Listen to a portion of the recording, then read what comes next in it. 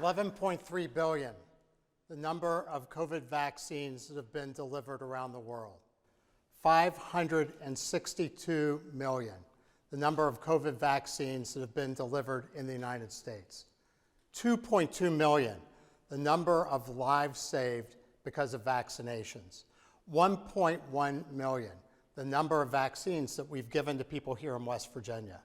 Number 50, the position the Kaiser Family Foundation judged West Virginia to be going into the pandemic with the highest risk of population and the most likely worst outcomes in the country. Number 1, West Virginia was the first state in the country to test all nursing home residents for COVID-19. West Virginia was the first state in the country to immunize all nursing home residents and to boost those residents for COVID-19. West Virginia was the first state in the country to recognize the really important role of age in outcome and recognize that people 50 and over accounted for 97% of our deaths. So despite being judged as the most vulnerable, we did well. Why? We did well mostly because we came together as a group. We were brought together by the governor and connected between the National Guard, the military apparatus, the Department of Health and Human Resources, and our COVID team, which included West Virginia University and others.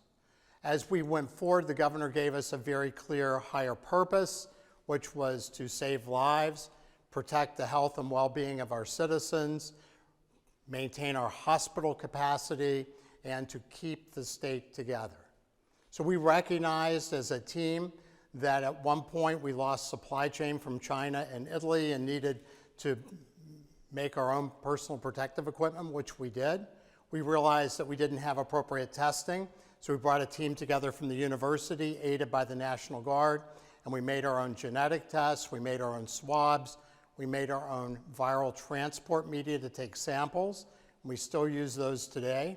We made our own antibody tests when variants started to pop up. We made a collaborative between Marsh and WVU, and we created next generation sequencing so that we could identify which variant was present in the state of West Virginia. We also leaned on the expertise of our business school to keep track of the number of cases, working with CDC. And when vaccines became available, we were cognizant that although the federal plan was to take everything centrally through the federal pharmacy program, which was CVS and Walgreens, we recognized because of input from our long-term care facilities and pharmacy board that West Virginia didn't have CVS and Walgreens in rural parts of West Virginia. There was family-owned pharmacies and private pharmacies, and we decided to be the only state in the country that did not activate the federal pharmacy program. But we weren't being rebels. We talked to the federal government, Operation Warp Speed, and they said that makes great sense. And because of that move, West Virginia became the first state in the country to vaccinate our most vulnerable people, which clearly saved a number of lives. We worked with our public interest communication research group here at the Reed School of Media to make sure that we were targeting with evidence basis our messaging, telling people how they should approach vaccinations, because we did see more and more that we had people that were resistant to vaccination. We also had the governor who promoted West Virginia. West Virginia really changed its reputation during the parts of the COVID pandemic from a state that maybe wasn't really ready to the little engine that could, the diamond in the rough, a place where we were really innovative. We came together. For the first time in 50 years, West Virginia gained population, became a destination. But let's look at some other numbers. 150 million. The number of people worldwide who have long COVID, 25 million. The number of people here in the United States with long COVID, 25 million. The projected total number of people who have died from COVID-19 using excess death data and artificial intelligence across the world, 6.2 million.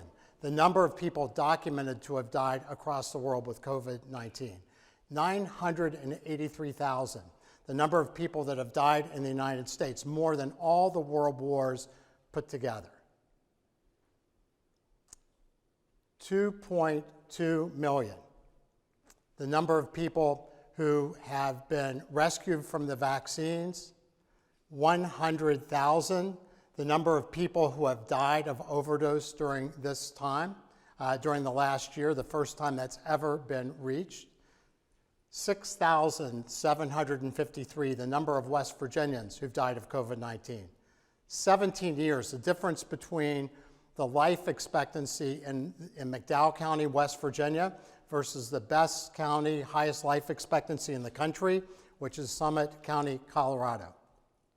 5 years, the difference in life expectancy between the United States and other comparative countries. 2.5 years, the number of life years that has been lost in our population during the last 2 years, the first time that's happened since the world wars. In 2020, that loss of life expectancy was from African American and Hispanic communities. This last year, it was from rural white communities. Number 50, the place that West Virginia has as far as national rankings related to heart disease outcomes, blood pressure control, diabetes. Number 49, the rank West Virginia has for obesity. Number 45, the position that West Virginia has in per capita deaths. Despite doing well at the early stages of the pandemic, we have lost a whole number of West Virginians. So what can we do about this? We know that COVID can affect people at any age, and we know that people that are unvaccinated have much higher risk from outcome from COVID-19 than people that are fully vaccinated, as we talked about with the 2.2 million saved lives. But we also know that in the absence of vaccines, people that are older, people that are sicker, people that are heavier have the highest risk of dying or having most severe outcomes from COVID-19. So if we look and try to satisfy our governor's intent for us, which was not only to save lives, but to maintain and support the well-being of our citizens, how do we do that? Well, let's first try to define together what health and well-being mean. And as you start to piece it together, it's kind of hard to define, but for me, easiest to define by saying that health is where our body's real age, our biological age, is less than our birthday age, our chronological age, and disease is where our body's real age is greater than our chronological age. So the older you are biologically, younger in years, then the less healthy you are. And if you'll buy that definition, then let's look at longevity studies where people live long to get some of the ideas of the triggers that might be the most important. And in a couple of the best longevity studies, as opposed to what you might expect, which is people didn't smoke and they exercised regularly and they ate well and they slept well, that may be important too. But the things that really came out of these studies that made a difference were the meaningful relationships people had, particularly friendships and marriages that were really good relationships over 50 years old, that people stayed still challenged with problems. Acute stress was good for people, and we'll talk about chronic stress and whether that's good for people or not. Also, people had great intent for their lives and had a higher purpose, important. So let's look at some studies then that start to define some of these issues related to triggers that might impact longevity. And again, we're using longevity as a surrogate for health. So the first one was brought up by our Surgeon General, Vivek Murthy, who talked about loneliness being a pandemic as well as COVID is. And as we look at loneliness, a study from Cigna Health System, an insurer, found that 60% of their respondents reported being lonely. And loneliness here is the absence of meaningful relationships in quantity or quality that you want. You can be around a lot of people and still feel lonely. And in fact, if you look at our workforce, 76% of our workforce during COVID has felt burned out. And when you look at loneliness, loneliness acts like 15 cigarettes a day to reduce your lifespan.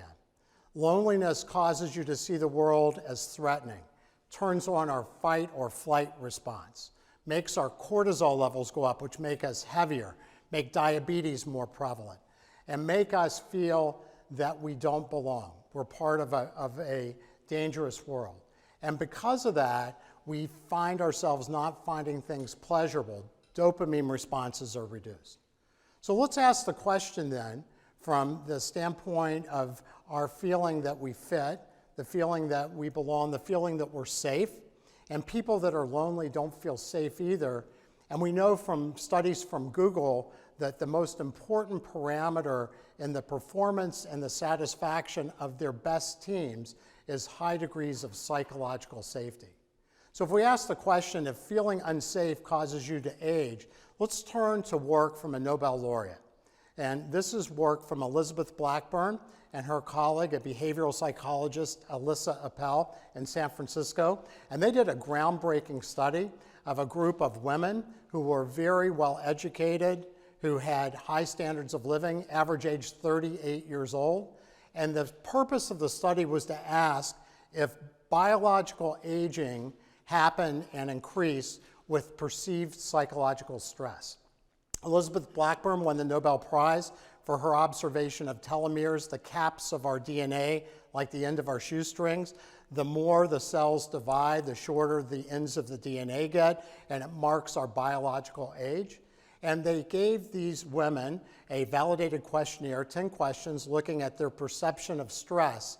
And importantly, what they found is the higher the perception of chronic stress by these women, the more they age biologically. And again, remember, their average age was 38, and it turned out that there was a 17-year biological life difference between the least aged and the most aged of these women, which I think is remarkable. The other thing that they found was that the women who perceived the most chronic stress weighed statistically more than their peers. So we know that looking at the world through a lens of sympathetic overdrive of stress makes you older and makes you heavier. So if we look at Appalachian, West Virginia, we turn to another Nobel laureate, Sir Angus Deaton, and his colleague and wife, Professor Ann Case, and they found in 2018 that there was an observation that 158,000 people died who were white, non-Hispanic, who were high school educated or less, and they died of suicide, overdose, and liver disease from alcoholism. And they dug deeper and they found they died of despair and hopelessness. And these people felt left behind. They saw the world as a place that didn't care about them. And importantly, education made them more resilient from this, but also jobs did, because jobs is, for many of us, our purpose. And lastly, what happens to our kids who are traumatized?